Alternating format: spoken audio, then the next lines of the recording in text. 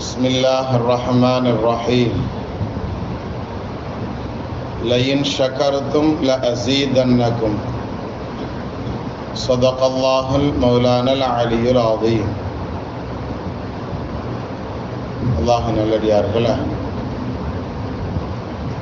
இமாம் புகாரி ரஹ்மத்துல்லாஹி அலைஹி அவர்கள்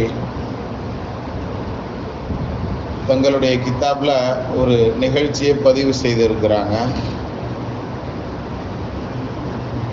பனு இஸ்ரவேலர்கள்ல 3 விதமான நபர்கள் இருந்தாங்க. நபி ஸல்லல்லாஹு அலைஹி வஸல்லம் அவர்கள் சொல்லும்போது பெரும்பகுதி படிப்பினைக்காக வேண்டி இப்படி சொல்லுவாங்க. முன்னதொரு காலத்தில் நடந்த ஒரு நிகழ்வு அப்படின்னு சில நேரங்களில் தோழர்களுக்கு மத்தியில் சொல்லுவாங்க. அதே மாதிரி இந்த நேரத்தில் எப்படி சொன்னாங்கன்னு சொன்னால், பனு இஸ்ரவேலர்களில் ஒரு 3 நபர்கள் இருந்தாங்க அப்படிங்கிற செய்தியை சொல்லி சொன்னாங்க.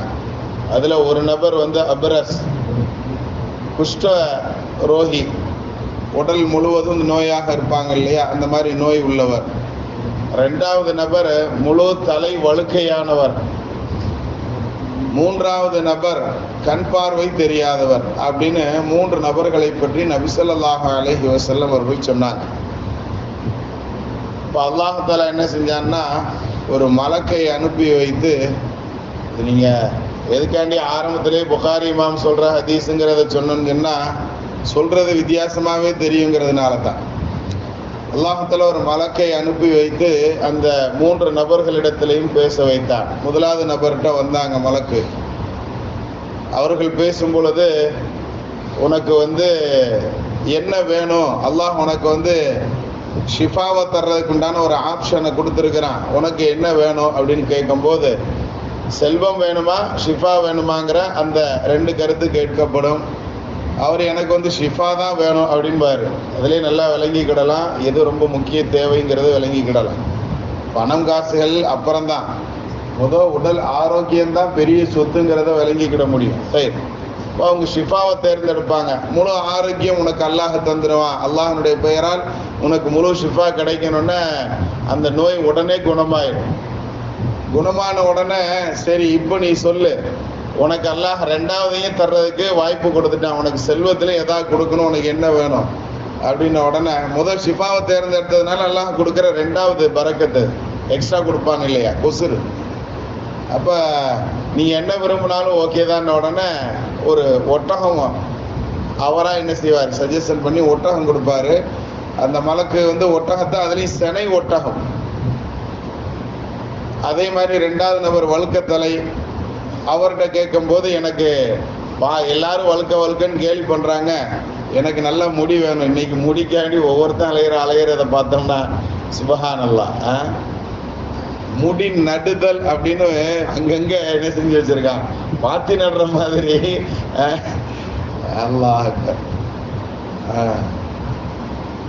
நெல்லுக்கு அந்த நெல் விளைய வைக்கிறதுக்காக வேண்டி இது நடுறது சொல்லுவாங்க, பாத்தி நடுறது சொல்லுவாங்க. அது என்ன சொல்ற, நாத்து நடுறது. நாத்து நடுறது, அது மாதிரி மண்டையில முடி நடுறது. கேட்டா பின்னாடி உள்ள என்னோட முடியை எடுத்து தான் முன்னாடி வைக்கிறாங்க, அடுத்தால் முடி கிடையாதுன்னு விளக்கவாறு சொல்றான். சரி, அல்ஹம்துலில்லாஹ். அல்லாஹ் தஆலா நமக்கு சொர்க்கத்தில் எல்லா விதமான சிறப்புகளோடையும் 33 வயதில் எப்படி ஆரோக்கியமாக எல்லோரும் இருப்போமோ அது மாதிரி உண்டான ஒரு பெரும் ஆரோக்கியத்தோடு நம்மளை எல்லா காலத்திலும் அல்லாஹ் தஆலா வைக்கணும். அல்லாஹ் கபூல் செய்வான்.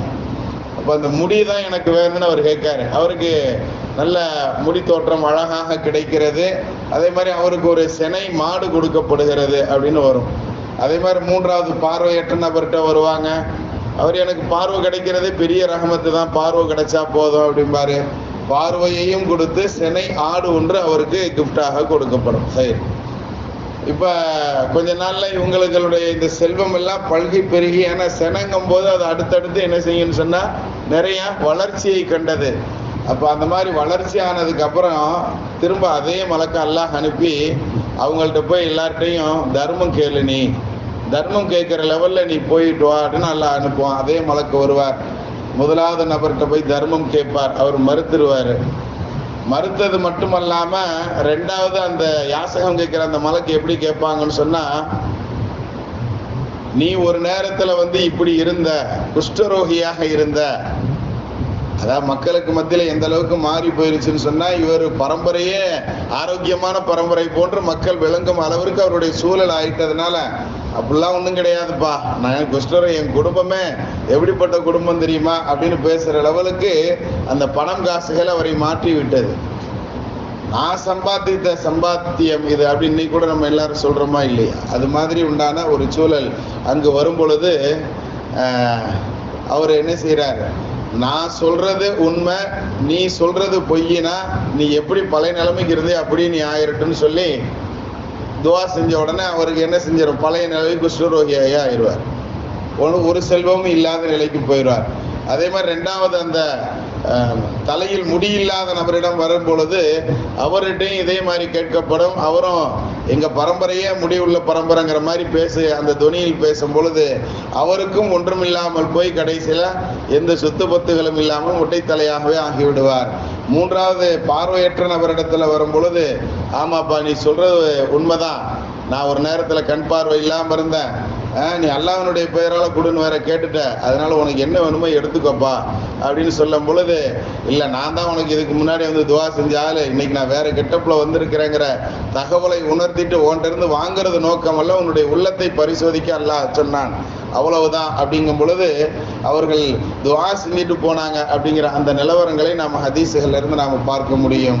குறைஞ்சபட்சம் நாம் அல்லாஹுக்கு நன்றி செலுத்துறோமோ இல்லையோ, எங்கிருந்து உபகாரம் வந்ததுங்கிற அந்த நன்றி உணர்வோடாவது நாம என்ன செய்யணும், இருந்துக்கிடணுங்கிறத நம்மளுக்கு இந்த நிகழ்வு சொல்லி தரும். கண்ணியத்திற்குரியவர்களை, அப்படிப்பட்ட விஷயத்தை தான் அல்லாஹ் குர்ஆன் ஷரீஃப்ல சொல்றான், லயின் ஷக்கர்தும் லஅஸீதன்னகும். நம்ம ஆரம்பத்துல தலைப்புல சொன்ன ஆயத்துல அல்லாஹ் சொல்லும் போது, லயின் ஷக்கர்தும், நீங்க கொஞ்சமாவது நன்றி உணர்வோடு நடந்து கொண்டால் லஅஸீதன்னகும், உங்களுக்கு நாம நீங்க எதுக்காண்டி நன்றி செலுத்துறீங்களோ அந்த விஷயத்தை நாம அதிகப்படுத்தி கொடுக்கிறோம் அப்படின்னு சொல்றான்.